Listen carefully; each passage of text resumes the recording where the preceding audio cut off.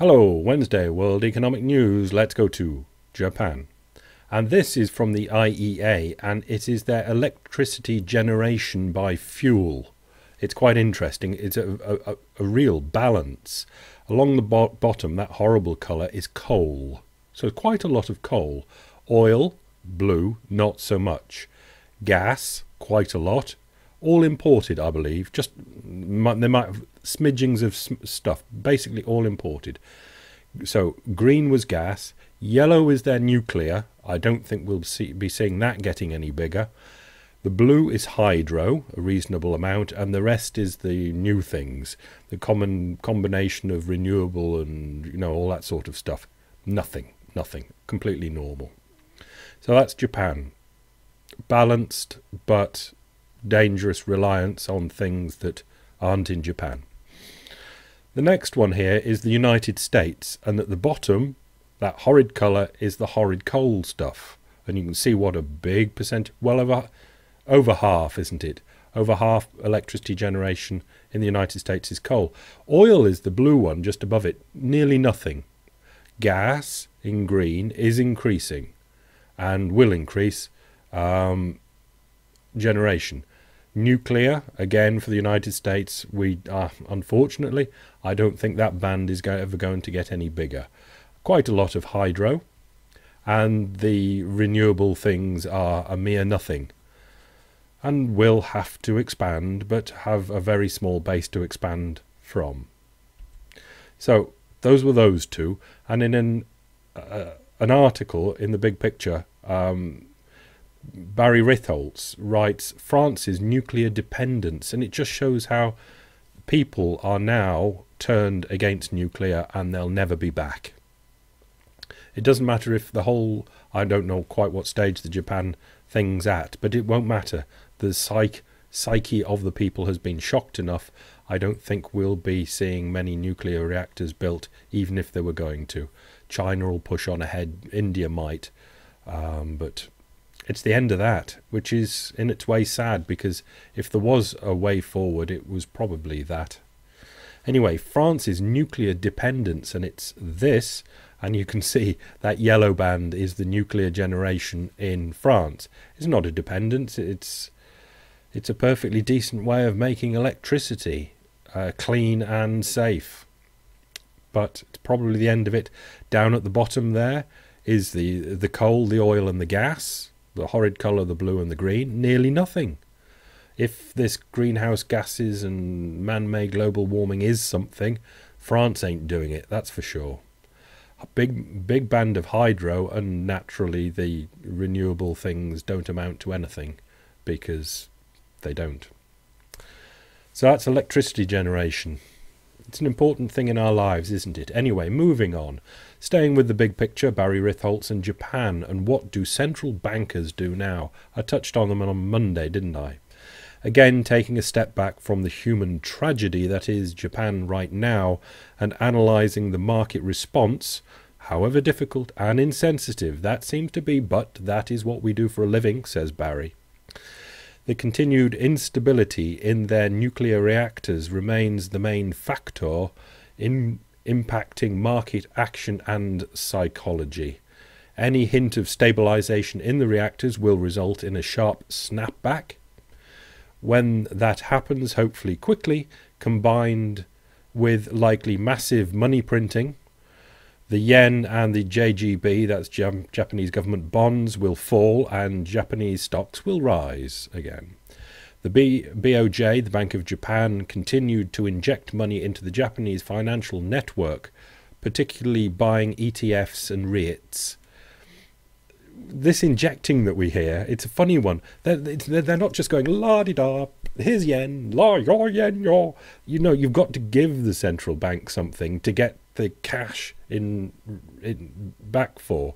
They've got to buy something. It's a swap. It's always a swap. They make the money from nowhere, but they swap it for something. It's not just given out like confetti. And they're buying ETFs, which is interesting, and REITs, which are investment trusts, real estate investment trusts, which they're allowed to do in Japan. Arabia news channel tells us that while Putin orders a review of the Russian nuclear sector, Germany is to shut down 7 reactors after Japan's crisis. Government will do what they think the people will want them to do. Wolfgang Munchau in the Financial Times, this is the blurb in Pink Picks for an article he's written entitled "Muddling Through Will Not Work This Time." He's my go-to man for what is really happening in the EU. He dedicates his life to knowing what's going on.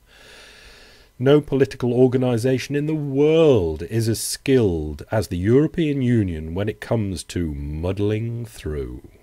The FT columnist says, that's our Wolfgang Munchau, don't knock it for 27 members states to agree the art of compromise is crucial. Muddling through has served the EU well over the years. Unfortunately, you cannot muddle through a debt crisis. It's good, crucial, cutting right to the chase in this. And he's there already. You cannot muddle your way through a debt crisis, which has 3 solutions that we've said so many times. Bailouts, defaults, or a combination of the 2. But basically, if you muddle through, you end up with the default option. Literally. Nicely written. If you can't pay, you won't pay. You can't pay. Or you borrow some more money to pay temporarily until you can't pay. This chart is from Credit Write-Down, but you can see it's from The Economist. It's about housing in the world of these advanced nation countries. And I've marked a couple. You can see the biggest rise on rise over the last year has been Hong Kong and Singapore. I think we've all heard how they've got only China up 6.4, Hong Kong up 20, and Singapore up 17.6. I mean, wildly up. And they have Hong Kong 53.7 plus rating for overvalued. Australia, you still haven't fallen in Australia. It's really remarkable. Here's the green and the gold.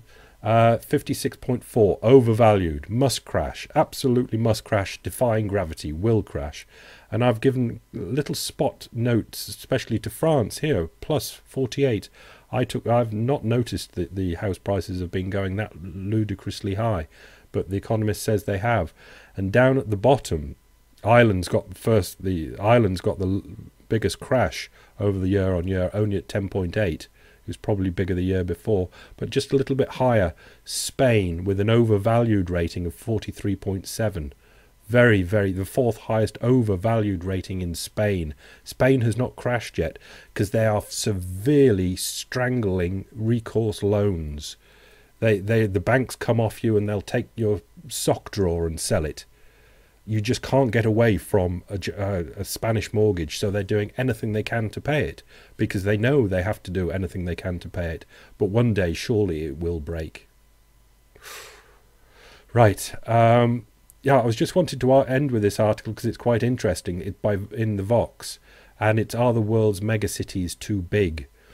I think it now, in that article, but I think over half the world's population are living in cities now.